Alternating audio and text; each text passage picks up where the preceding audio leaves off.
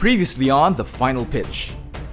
Our four investors have heard the initial pitches of our first two batches of entrepreneurs. There were some who inspired. The income, the revenues, it will come as long as your objective is to provide food for 1,000 weavers. While there were others who left the investors with more questions than answers. How would that be connected to your company? We're going to that details soon. We're not sure if this really works, how it works. I'm actually not interested in any of this. My name is John Aguilar, and I'm an entrepreneur television producer based in Manila. I've gathered four illustrious investors looking to fund and support the next great Filipino company. William Q. Lim, founder of Mega Global Corporation, makers of the #1 sardines in the country, Mega Sardines. Dino Araneta, trailblazing founder and CEO of experience innovation and digital logistics company, QuadX. Jet Yu, millennial dealmaker and CEO of property advisory firm, Prime Philippines. And Mikey Romero, billionaire sportsman, port operator, and co-founding owner of Philippines Air Asia.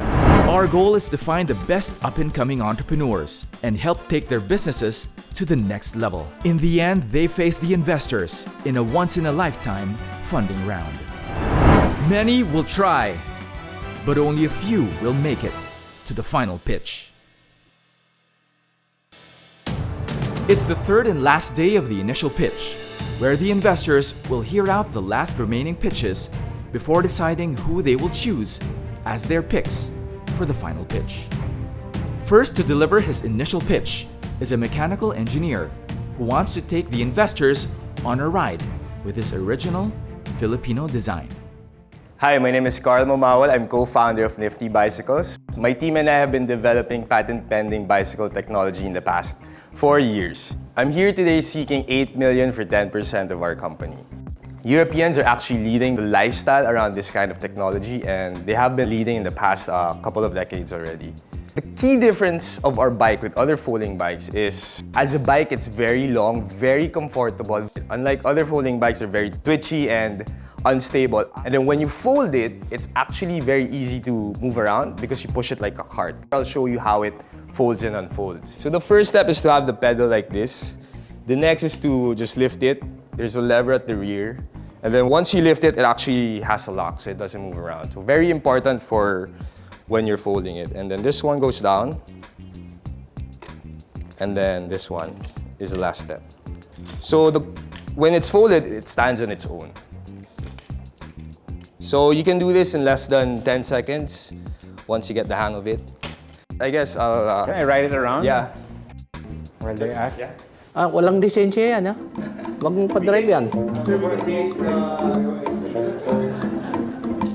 the frame is made of steel. Bye, Dino. Bye.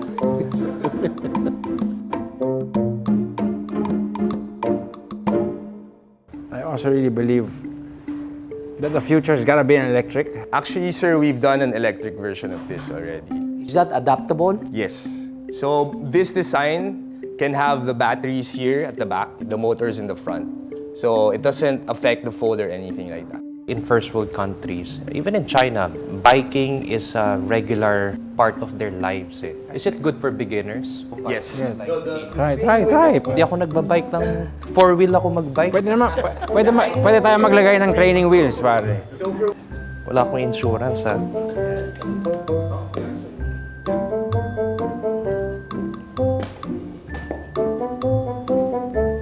Uy, wow.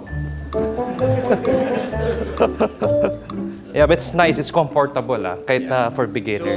You're an ME graduate, bakit bike? Mahilig ako magbike, mahilig ako mag-design. I've been doing alternative technology as well. This was just really something na parang masaya gawin. So yun ang passion mo. Yes. Sige, I'll order one bike for me. Para isa lang, paano? O sige, apat. Sige, guys, want? You guys, I'll order 4. Tapos yung isa may training wheels, ha? Sige. All right, thank you. All right, thank you. I'll order 4. Yeah. Thank you. Just reach out. Sir Dino actually ordered 4 bikes. So that's a good sign for me, right? Nakabenta ako ng bike and I got to pitch my business as well. Our next entrepreneur is a Filipino based in Singapore. with an aim to revolutionize the often confusing postal coding system in the Philippines. My name is John. I'm one of the co-founders of GeoP Technologies. Geo means Earth and PIK stands for Place Identification Key.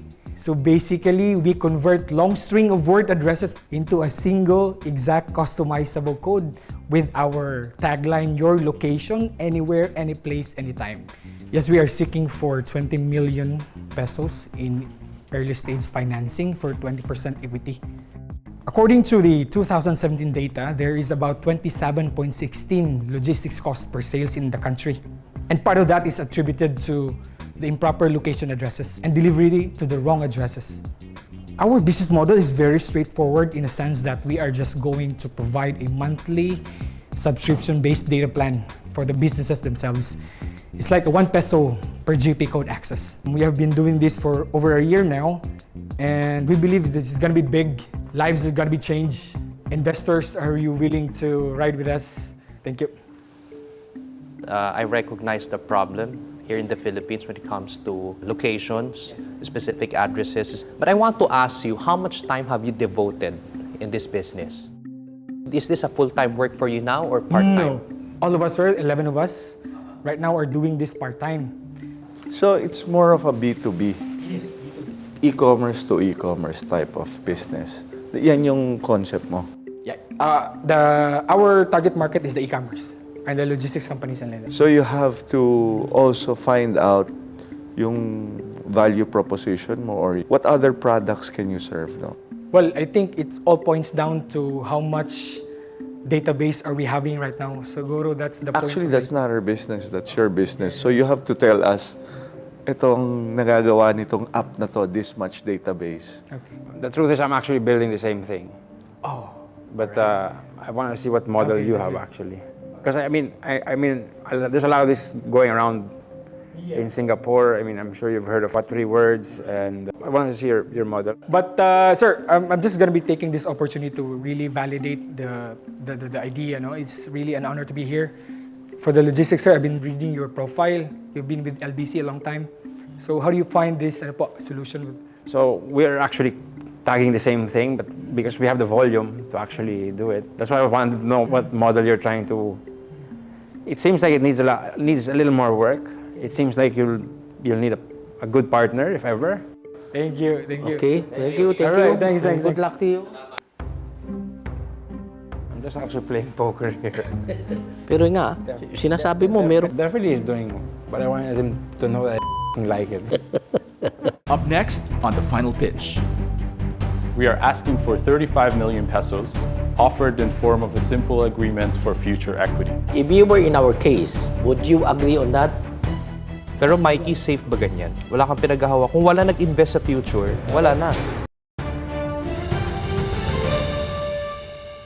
Next to deliver his initial pitch is a young entrepreneur with more than 7 companies under his belt and a vision to provide more jobs for Filipinos.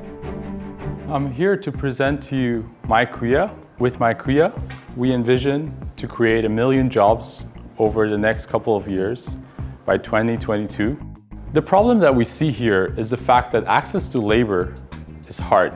And this is a problem that everyone experiences across the board: consumers, SMEs, and enterprises. We see that we are heavily dependent on the OFWs.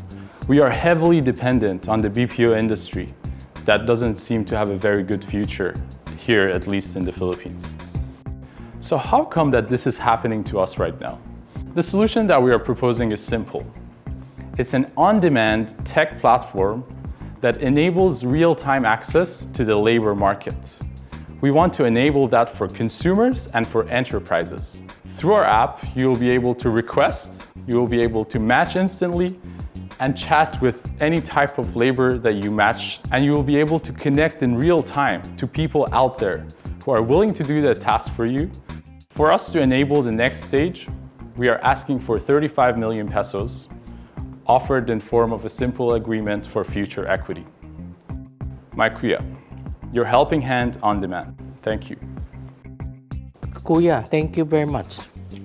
Thank you. First of all, what's your business? because you have talked for 20 minutes and up to now we don't still understand what your business is. It is creating an on-demand platform for the labor market, and we think this is a very huge problem, and we think it is worth solving. I'm not very comfortable with your safe note. First of all, there's no such thing. There's no safe note. Simple agreement for future equity. If you look at your balance sheet and you look at the SEC, either you put up a common share or a preferred shares. So this might go as a preferred share now. So this is a standard practice amongst tech companies that are betting on the future. Hold on.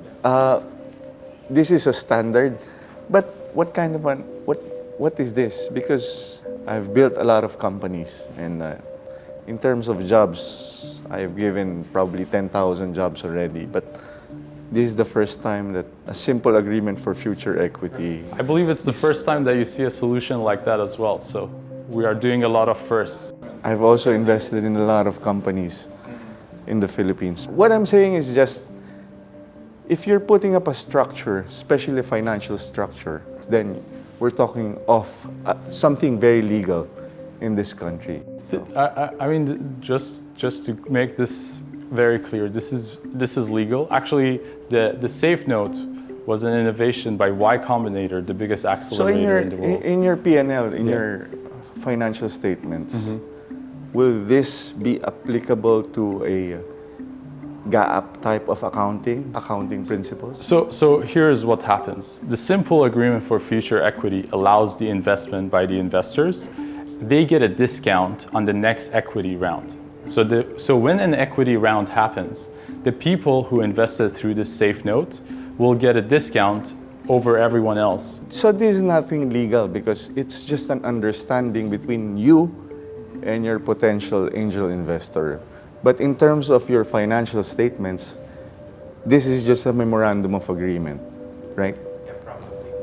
So there's no guarantee yet. If you were in our case, would you agree on that? If I believe in its future and its people, I would. But we are here now. We just heard what you pitched. But you're telling us that to part with 35 million. So it is guaranteed. It is just the valuation is moved to the next equity round. There was Hey Kuya before, right? Yes. Okay. We sold it to an Indonesian company. And I believe that you have a good vision for MyCareer, but the important answer that we need now is how much percentage are you willing to allocate for us if we invest 35 million in your company? Because if it's a safe note, we can tell you at this point we're not going to pick you.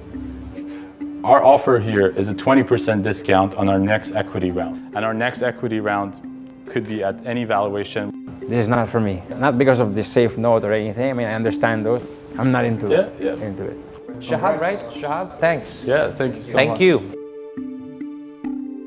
Pero Mikey, safe ba ganyan? Wala kang pinaghahawa. Kung wala nag-invest sa future, wala na. The next team of entrepreneurs are offering a solution to food wastage for homemakers and businesses. The future of food preservation is here. Hi, I'm Jel. I'm Elmer. And I'm Eunice. And we are from Excellent Life Solutions. We are here seeking 10 million pesos for 10% equity of our company. You might say, wow, that's so big, right? But let me put everything into context and share with you the current scenario.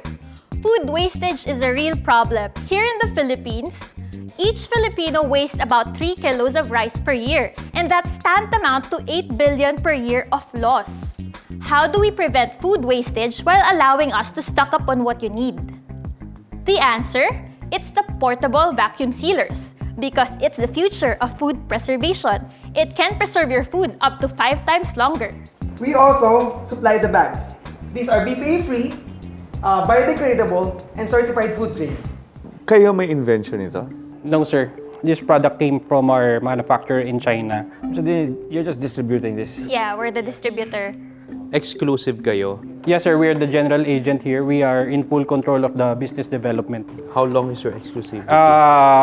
We renew every 2 years, sir.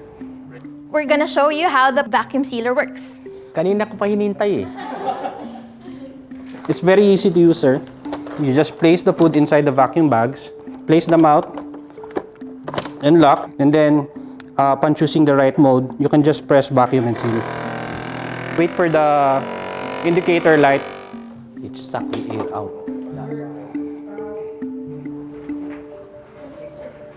Completely airtight.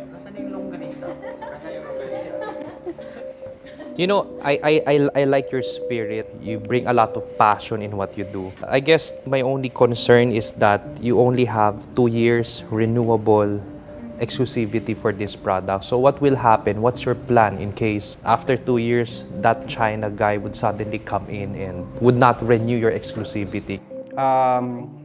We already have that being discussed with the manufacturer since we already brought them the report that we are going to the retail. The first and foremost, you have to extend that agreement to 5 years. Tanong ko lang na this is a brand owned by China, so registered with a Chinese company. So wala kayong sa ride dyan sa name niyan. You don't have any rights. Kasi anytime pinull out na, no, and you have built up the brand, so kung kinuha sa inyo, anong gagawin ninyo? So have something to back up on. Thank you. Yeah, thank you. Thank you. Thank you. Actually, sa US, maraming machines na available. Pero it's very expensive. Maganda rin sa kanilang consumable. Doon talaga sila kikita. The next entrepreneur seeks to provide a solution to the hassles and problems encountered by frequent business travelers. I'm here to talk to you about TripClub. We're here primarily because we are seeking to raise $500,000 for 10% equity. I was a business traveler for the past 15-20 years in corporate. So we deal sometimes with travel agencies, sometimes we deal with booking online. But we spend maybe 2 hours of time just browsing and booking, and we're not guaranteed the cheapest of rates all the time. This is exactly why we built TripClub. It's designed for SMEs. An SME designs a business travel platform for small and medium enterprises. And so that's exactly what we're doing at TripClub, putting together in a single platform all these corporate rates so they take advantage collectively of between 10 to 15% in terms of savings. The Philippines is really just a pilot. We're very positive that this is a great journey for us, and we'd like to invite you to be part of our startup journey. Thank you so much. This is a crowded market. Aside from that, there's a lot of people who just jump into this. How can you stand out? Our main moat, our main defensible strategy. So it's business travel. No one is focusing on business travel, as I mentioned, for small and medium enterprises. Can you compete with 1 peso AirAsia rate? Oh, that's the reason why we're not in the consumer travel, because clearly the promotions are intended for leisure travelers. But I have to give it to you. You're doing a great job. Thank you so much. Okay, Mensch, thank you very much. Thank you so Thank much. you. Thank you so much. Thank you so much. Thank you. Up next on the final pitch. How did you arrive with the 140 million valuation? Gusto ko tono mo, ha. Maganda tono mo. Ito, siya nagmamadali. Entering today's initial pitch is a team out to solve one of the biggest issues faced by motorists, with a business model where everyone wins. My name is Leroy, and this is my partner Donald and Giovanni, and we're from Dibs. So here today we're seeking 35 million pesos for 25% equity in Dibs. Did you know that on average, drivers in Metro Manila spend at least 20 minutes looking for an empty parking space? Finding a parking space is a hassle. These local businesses are suffering because if a customer doesn't find a parking space in that location, they're already put out. So they potentially lose a customer, and that's potential revenue lost.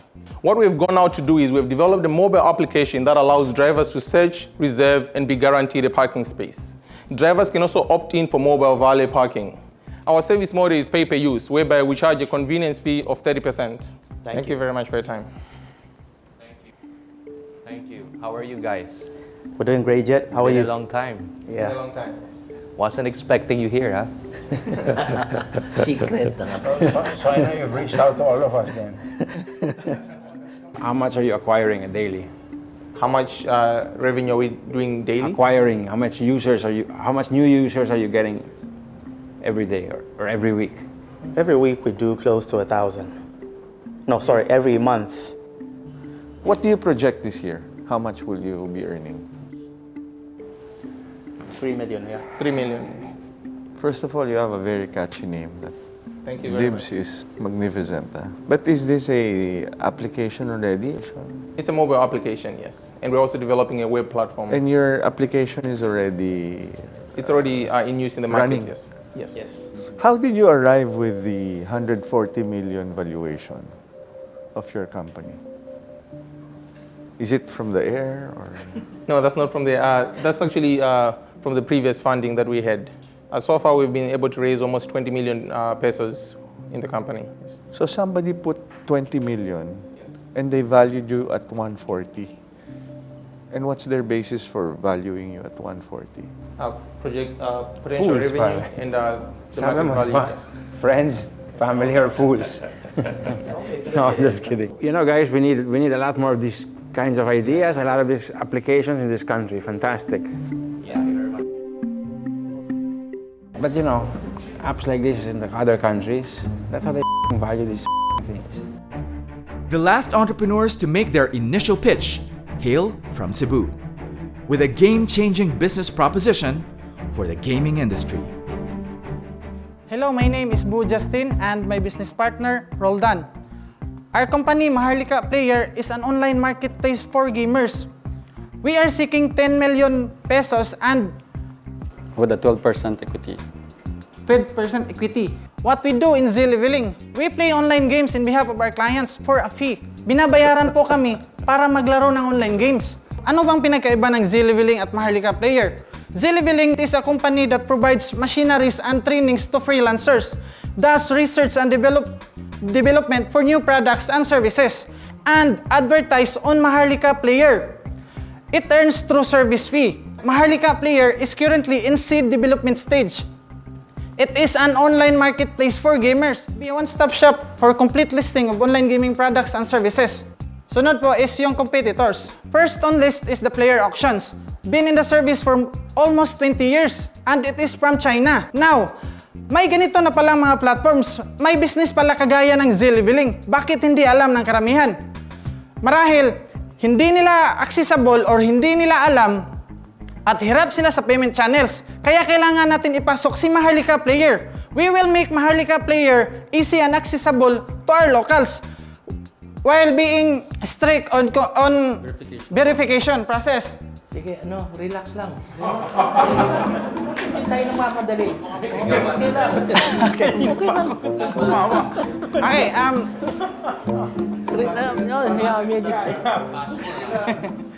also, Maharlika Player is the first marketplace for our gamers in our country. We will introduce Maharlika Player at 10% commission rate.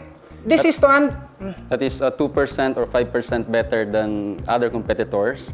And then that's additional income for the service providers of around 100,000 pesos every year. Gusto ko tono mo, Maganda tono mo. Ito, siya nagmamadali Makikita natin sa right side, may almost 30 million gamers po yung Philippines. Now, at 2% market share, we estimated 42 million pesos gross remittance to the Philippines through commission at the first year of operation. Sorry, 30 million ang gamers natin? Yes. 100 million lang tayo. Mix kasi yan, sir.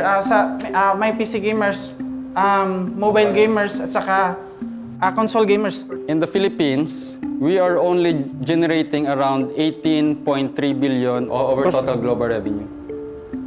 Yeah, but that's happening now. Yes, that's happening now. It's an 18 billion industry now in the Philippines? Yes. Ano ba yung in-order ng buyers? Yung items po, binibili nila yung items sa laro. Yung character, may customization yan. So, game currency. Yes. Diretso na bumi kasi I play games. Kasi usually meet up lang yan, di ba? Let's say, for example, yung account ko dati more than 10 years ago sa Ragnarok, binenta ko 20,000. Maganda mga items ko. Nag-meet up lang kami sa isang mall. 20,000 pesos. Binigay ko password ko, change password na niya, kinuha ko pera Yes, sir. niya. Pero Tapos international kasi yung buyers natin, hindi locals. Okay. I get you. I get you. Yung buyers nyo is from abroad. Yes, yun yung target natin, international market. Sino ang mga competitors nyo? Sa Pilipinas, sir, at the moment, wala pa. Sige, pwede ba natin pag-usapan na ibang bagay? Hindi ko naintindihan yan eh. Apologies, sir. Apologies. Papaturo na lang ko sa apo ko. Yung apo niya mag-explain sa kanya. How did you come up with this type of business? Honestly, ako po, hindi po ako nakagraduate. First year college and first sem in IT. Pagkatapos nun, nagbantay ako ng internship for like 3 years. Nakita ko, may business pala na ganito. Pwede ko palang ibenta yung effort ko while playing. My background is actually I'm CPA. I'm in Coca-Cola for 11 years, exposed in strat plan, financial planning, both in commercial and now supply chain finance. Yung partnership nyo is a perfect partnership. How much of the company do you own? How many percentage? Magiging 100% to, sir, sa amin. Dalawa kayo ngayon, 100%.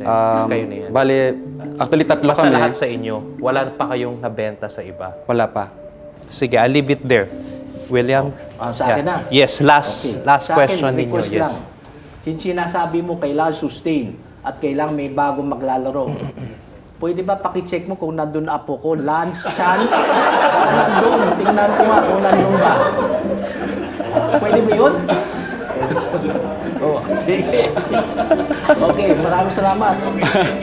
Thank you, sir. Thank you.